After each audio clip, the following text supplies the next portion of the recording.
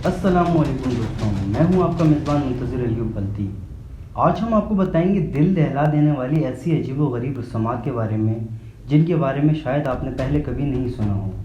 रस्मात का ताल्लुक़ या तो मज़हब से होता है या फिर सकाफ़त से।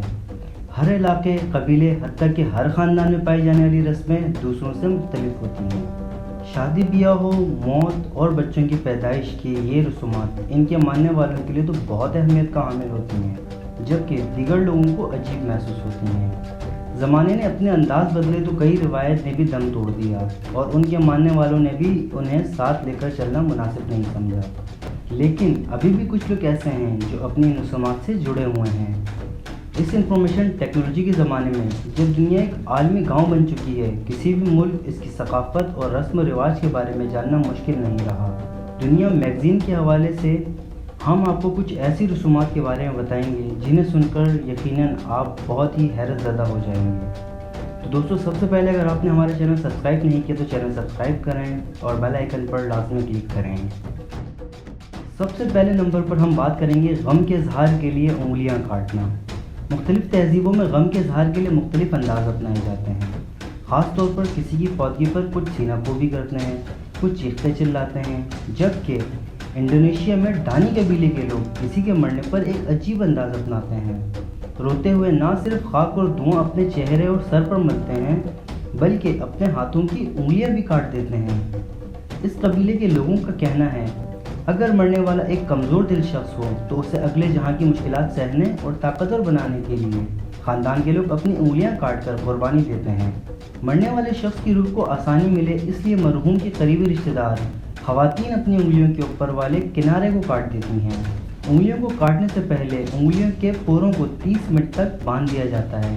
काटने के बाद उंगलियों के कटे हुए पोरों को खुश्क होने के लिए रख दिया जाता है और बाद में उसे एक ख़ास जगह पर दफना दिया जाता है। डानी कबीले के लोगों का कहना है कि उंगलियां काटने पर जो दर्द और तकलीफ महसूस होती है वो दर हकीकत अपने किसी प्यारे से बिछड़ने के गम का इजहार है।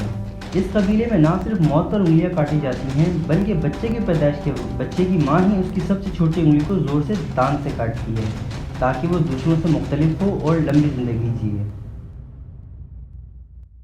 अब बात करेंगे धुआं ज़दा मम्मी।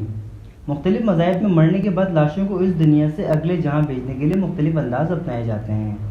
इस्लाम और ईसाइयत में मुर्दों को दफनाया जाता है, जबकि हिंदू अपने मुर्दों को जलाकर उनकी खाक गंगा और जमुना में बहा देते हैं। मिस्र में लाशों को मसाले लगाकर महफूज कर लिया जाता है, लेकिन पापुआ जैनुआ में आंगा कबीले के लोग पहाड़ों की चोटियों पर लाशों को एक अलग अंदाज में महफूज रखते हैं। अगरचे ये तरीक़ाकार भी मिस्र में मौजूद मम्मियों जैसा है, लेकिन उनका अंदाज इनसे मुख्तलिफ है। ये लाश को महफूज करने के लिए धुएं का इस्तेमाल करते हैं। लाश को 30 दिन के लिए एक झोंपड़ी में आग जलाकर धुएं में सेंका जाता है। फिर उसे दफनाने या जलाने के बजाय गांव में मौजूद पहाड़ों की ऊंची चोटियों पर रस्सियों के साथ बांधकर लटका दिया जाता है ताकि गांव में दाखिल होते ही दूर से उन पर नज़र पड़ती रहे। यहाँ के लोग लाशों को लिटाकर महफूज करने के बजाय उन्हें बैठने के अंदाज में महफूज करते हैं, जबकि पहाड़ों पर बांस की लकड़ी से टोकरियां बनाकर इसमें मम्मी को बिठाकर उनके हाथों और टखनों को रस्सियों से बांध दिया जाता है। मुर्दे के मुंह, कान और नाक को सी दिया जाता है ताकि बाहर से कोई भी चीज़ जिस्म के अंदर दाखिल न हो सके। जब एक दफ़ा लाश को धुएं से सुखा लिया जाता है तो उसको मिट्टी से लेप कर दिया जाता है। इससे मम्मी गलने सड़ने से महफूज रहती है। आंगा कबीले के लोग अपने मुर्दों को मुख्तलिफ त्योहारों के दौरान पहाड़ों की चोटियों से उतार कर नीचे लेकर आते हैं और त्योहारों के ख़त्म होने पर उन्हें दोबारा पहाड़ों पर छोड़ कर आते हैं। आंगा कबीले के लोगों का कहना है कि उनके मम्मी बनाए गए मुर्दों में ज़्यादा तादाद जंगजुओं की है और उन्हें यकीन है कि उनके जंगजू मरने के बाद भी इनकी हिफाजत कर रहे हैं, इसलिए जंगजुओं की लाशों के लिए ख़ास जगह का इंतखाब किया जाता है। आंगा कबीले की मम्मियों में दूसरी जंग अज़ीम में जापानी फ़ौजियों के हाथों मरने वाले लोगों की बड़ी तादाद मौजूद है। लाशों को मम्मी बनाने का यह अंदाज़ कई लोगों को ख़तरनाक और डरावना लग सकता है, इसलिए 1975 में पापुआ जैनुआ की आज़ादी के बाद इस पर पाबंदी आयद कर दी गई। आंगा कबीले के कुछ लोग अभी भी इस तरीके पर कायम हैं, जबकि दीगर कबीले के लोग अब अपनी लाशों को दफनाने लगे हैं। अब बात करेंगे मौत पर पुरतकल्लुफ़ ज़ियाफ़त का अहतमाम। इंडोनेशिया के इलाके जनूबी सुलावेसी में मौत पर इलाके के तमाम लोगों के लिए पुरतकल्लुफ़ ज़ियाफ़त का अहतमाम किया जाता है, जिसमें दर्जनों जानवर ज़बह किए जाते हैं। اس قبیلے میں لوگ اپنی زندگی بھر اس لیے پیسے جمع کرتے ہیں تاکہ ان کے مرنے پر کھانے کا خاص انتظام کیا جا سکے۔ جب کوئی شخص مر جاتا ہے تو اس کی لاش کو گھر کے تہہ خانے میں کئی دن کے لیے محفوظ کر دیا جاتا ہے۔ اس دوران خاندان بھر سے پیسے جمع کیے جاتے ہیں تاکہ دفنانے والے دن مہمانوں کے لیے ایک شاندار کھانا تیار کیا جا سکے۔ اس ضیافت میں قبیلے کے باہر کے لوگ بھی جا سکتے ہیں، اس شرط پر کہ وہ لال یا کالے رنگ کے لباس نہیں پہنیں گے۔ بات یہاں ختم نہیں ہوتی، بلکہ مردوں کو دفنانے کے لیے بھی ایک الگ طریقہ کار اپنایا جاتا ہے، جس کے تحت مردے کو زمین میں دفنانے کے بجائے چٹانوں میں دفنایا جاتا ہے۔ دفنانے کے لیے یا تو پہاڑوں کی چٹانوں میں سوراخ کر کے مردے کو اس میں دفنایا جاتا ہے، یا پھر پہاڑوں کے ساتھ تابوت میں مردے کو ڈال کر لٹکا دیا جاتا ہے۔ دفنانے کے بعد مردے کی شکل کی ایک مورتی بنائی جاتی ہے اور اس مورتی کو چٹان کے باہر لٹکا دیا جاتا ہے تاکہ مر جانے والے شخص کی روح اس مورتی میں آ کر اپنی آخری آرامگاہ کو دیکھ سکے۔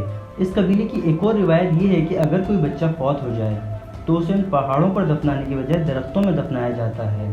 بچے کی ماں بچے کو ایک کپڑے میں لپٹ کر درخت میں سوراخ کر کے اس میں لٹا دیتی ہے، اوپر سے سوراخ کو بند کر دیا جاتا ہے۔ ویسے سمجھا جاتا ہے کہ مرنے والا بچہ اس میں جذب ہو رہا ہے۔ اب بات کریں گے بیٹی کی پیدائش پر 111 نئے پودے لگانے کا رواج۔ اگرچہ ہندو مذہب میں لڑکیوں کی پیدائش پر خوشی کا اظہار نہیں کیا جاتا، لیکن بھارت کی ریاست راجستھان میں بیٹی کی پیدائش کی خوشی میں علاقے میں 111 نئے پودے لگائے جاتے ہیں۔ اگر سالانہ 60 لڑکیاں پیدا ہوں تو گاؤں والے ایک سال میں 2.5 لاکھ درخت اگا لیتے ہیں۔ گاؤں والوں کا ماننا ہے کہ جس طرح لڑکیاں بڑی ہو کر خاندان کو بڑھاتی ہیں اور پروان چڑھاتی ہیں، ویسے ہی درخت بھی ان کے ساتھ بڑے ہو کر پھل دینے لگتے ہیں۔ اب بات کریں گے ہم آگ کے فٹ بال کا کھیل۔ انڈونیشیا میں ماہ رمضان کے آنے کی خوشی میں آگ کے ساتھ ایک کھیل کھیلا جاتا ہے۔ اس کھیل میں آگ سے ایک گولا تیار کیا جاتا ہے جس کی شکل اور کھیلنے کا انداز بھی فٹ بال کی طرز کا ہوتا ہے۔ مقامی لوگ اس کھیل کو سیپک بولا آپی کا نام دیتے ہیں۔ اس کھیل میں بھی فٹ بال کی طرح ہر ٹیم میں 11 کھلاڑی ہوتے ہیں اور مخالف ٹیم کے خلاف گول کرنے کی کوشش کرتے ہیں۔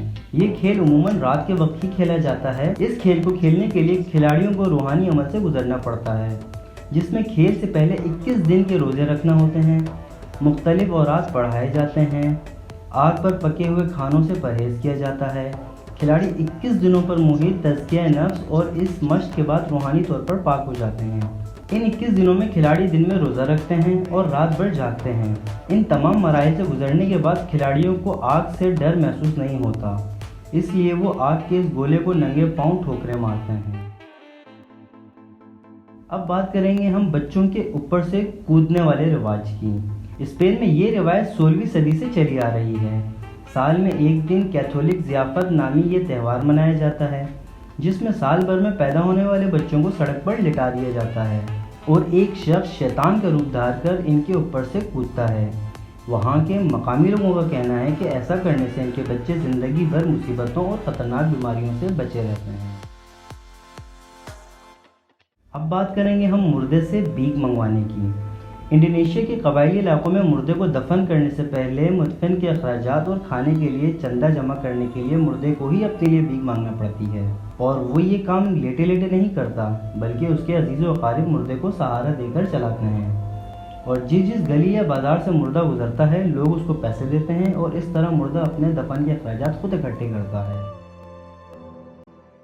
چین میں لڑکیوں کے چھوٹے اور مڑے ہوئے پاؤں خوبصورتی کی علامت سمجھے جاتے ہیں، اسی لیے چھوٹی عمر کی لڑکیوں کے پاؤں زیادہ لمبے نہ ہوں انہیں موڑ کر باندھ دیا جاتا ہے، اور پھر سالوں تک اس کے پاؤں ایسے ہی بندھے رہتے ہیں، اور جب لڑکی بالغ ہو جاتی ہے تو اس کے پاؤں سے یہ پٹی ہٹا دی جاتی ہے۔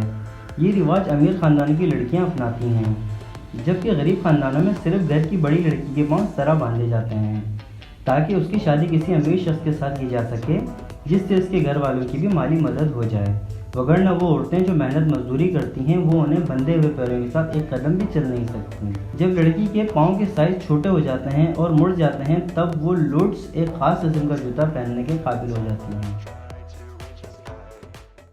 اب ہم بات کریں گے آسمانی تدفین کے بارے میں۔ چین کے صوبے تبت، شنگھائی، سیچوان اور منگولیا میں لاشوں کو دفنانے کے بجائے کھلے میدانوں میں جانوروں اور پرندوں کو کھانے کے لیے چھوڑ دیا جاتا ہے۔ ان قبائلیوں کا ماننا ہے کہ جس طرح پرندے اور جانور ہمارے لیے خوراک کا ذریعہ بنتے ہیں، کیوں نہ جسم سے جب روح نکل جائے تو ہم بھی ان کے لیے خوراک کا بندوبست کریں۔ بدھزم کے ماننے والوں کے مطابق موت کے بعد جسم کی کوئی اہمیت نہیں رہتی، रूह के बाद जिस्म में खाली बर्तन है। शंघाई और तिब्बत में ज़मीन सख्त है, वहाँ गड़ा खोदना एक मुश्किल अमर होता है, इसलिए भी लोग खुले आसमानों तले मुर्दों को चरिंद परिंद के खाने के लिए छोड़ आते हैं। अब आखिर में हम बात करेंगे दरख्त से शादी रचाना। हिंदुओं में ये रिवायत पाई जाती है कि लड़की की बाकायदा शादी से पहले उसकी शादी एक दरख्त के साथ कर दी जाती है। शादी के बाद इस दरख्त को काट दिया जाता है। इसको मानने वाले लोगों का ये कहना है कि इस तरह लड़की पर बुरी बलाएं असरअंदाज नहीं होती, और अगर कोई बुरा असर होता भी है तो वो दरख्त के कटने से ही दूर हो जाता है। तो दोस्तों, उम्मीद है आपको ये वीडियो पसंद आई होगी। इस तरह की मज़ीद इन्फॉर्मेटिव वीडियोज़ देखने के लिए हमारे चैनल के साथ जुड़े रहें।